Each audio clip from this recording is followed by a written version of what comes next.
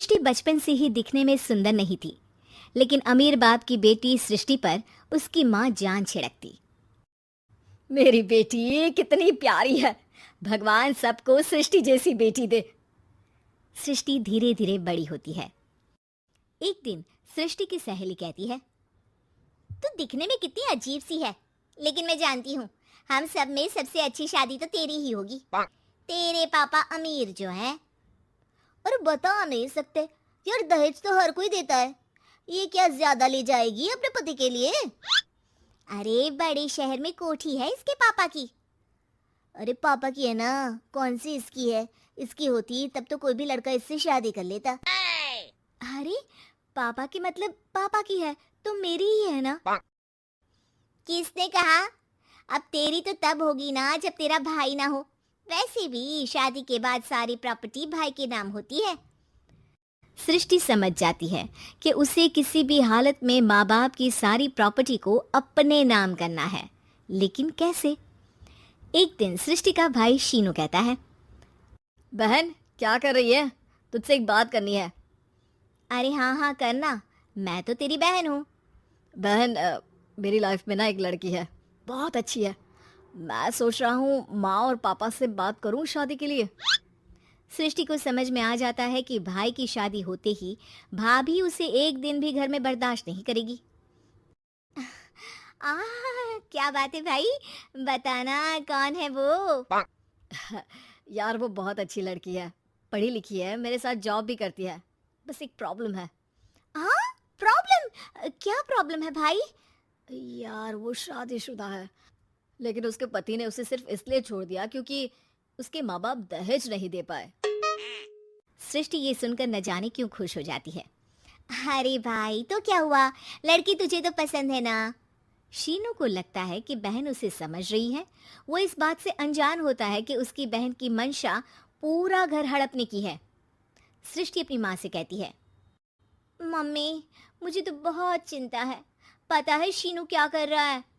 अरे क्या कर रहा है, वो तो काम पर जाता है और वापस घर आता है। नहीं ना माँ, वो यही तो नहीं कर रहा, बाकी सब कर रहा है। आपको पता है उससे प्यार है, और वो भी एक शादीशुदा लड़की से। हैं? ये क्या हो गया? मैं सोसाइटी में क्या मुंह दिखाऊंगी?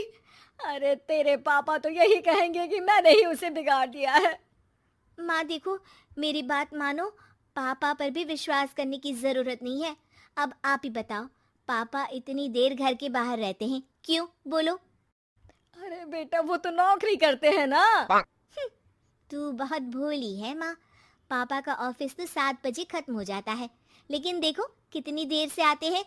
अरे नहीं नहीं बेटा, ऐसी कोई बात नहीं है। सृष्टि माँ को एक औरत से बात करते पिता की फोटो दिखाती है। देखो माँ कैसे हैं पापा, मैं ना कहती थी कि पापा सही नहीं है। मैं तेरे पापा से बात करूंगी, दे फोटो मुझे। ओ माँ वो तो डिलीट हो गई। लेकिन चल तूने तो देख लिया ना, पापा से बाद में बात कर लेना, और हाँ मेरा नाम बिल्कुल मत लेना। हाँ माँ। अब क्या था, सृष्टि के माँ और पिता के बीच झगड़ा होना शुरू हो जाता है। सृष्टि के मन में क्या चल रहा था कोई नहीं जानता था। एक दिन, माँ सृष्टि के लिए एक लड़का देखा है, वो लोग शाम को उसे देखने आने वाले हैं। और हाँ माँ, एक खुशखबरी, मैं और पापा मिलकर एक नया बिजनेस ट्राई कर रहे हैं। शाम को लड़का आता है, सांवले रंग का। सृष्टि को तो बिल्कुल भी पसंद नहीं आता। लड़की की माँ कहती है, लड़की का चेहरा तो कोई खास नहीं, लेकिन अगर मेरे बेटे को आप लोग सेटल कर दें तो मैं उसकी शादी आपकी बेटी से करवा दूं। सृष्टि को लड़का बिल्कुल पसंद नहीं था। उसे भाई पर गुस्सा आ जाता है। लड़के वालों के जाने के बाद कहती है, माँ देखा शीनू मेरे लिए कैसा लड़का लेकर आया, न दिखाने लायक न सुनने लायक, सेटल भी नहीं, वो भी हम करे।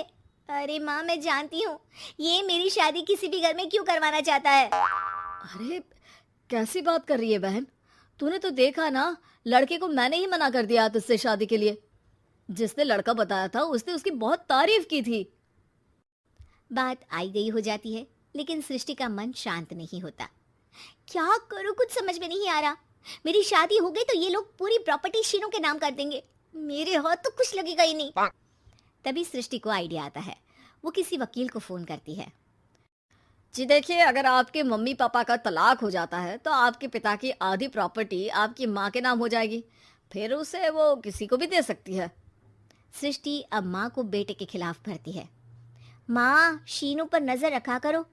वो जिस लड़की के प्यार में है ना, वो शादीशुदा है। यहाँ आएगी, सारा पैसा, रुपया, जमीन, जायदाद सब हड़प लेगी। पापा का भी हाल तुमसे छुपा नहीं है। ऐसा ना हो कि मैं और आप एक दिन सड़क पर भीख मांगे। हे भगवान, मैं तो जीते जी मर जाऊंगी अगर ऐसा हो गया तो। ऐसा हो गया नहीं माँ, ऐसा ही होगा। अभी समय है, आगे का सोच लो। मैं तो कहती हूँ पापा से आधी प्रॉपर्टी लेकर अलग हो जाओ। पापा की आधी प्रॉपर्टी भी हम लोगों को अगर मिल जाती है ना, तो अगले 7 जन्म सफल समझो। बेचारी माँ बेटी के कहने पर पति से तलाक लेकर अलग हो जाती है। सृष्टि अब पैसों से गाड़ी और अपने दूसरे महंगे शौक पूरे करने लगी। उसके दोस्त भी उसके पैसे इस्तेमाल करते। सृष्टि, कल तुम कहाँ थी? मैं सारा दिन घर पर अकेली थी। तो मैं क्या करूं? मैंने ठेका तो नहीं लिया है ना तुम्हें संभालने का। माँ को सृष्टि से ये उम्मीद नहीं थी। वो बैठकर रोने लगती है। वहीं उसका पति यानी कि सृष्टि के पिता आ जाते हैं। मैं जानता था कि तुम्हारा यही हाल होगा, तो आपने मुझे रोका क्यों नहीं? मैं रोकता तो तुम रुकती क्या? सृष्टि के कहने पर तुमने मुझ पर अपने बेटे पर शक किया, लेकिन तुम ये भूल गई कि कैसे हम दोनों ने मिलकर जीवन में इतना सब खड़ा किया। माँ पति के गले लग जाती है। मुझे माफ कर दीजिए, मैंने आपकी कमाई का एक बड़ा हिस्सा गवा दिया।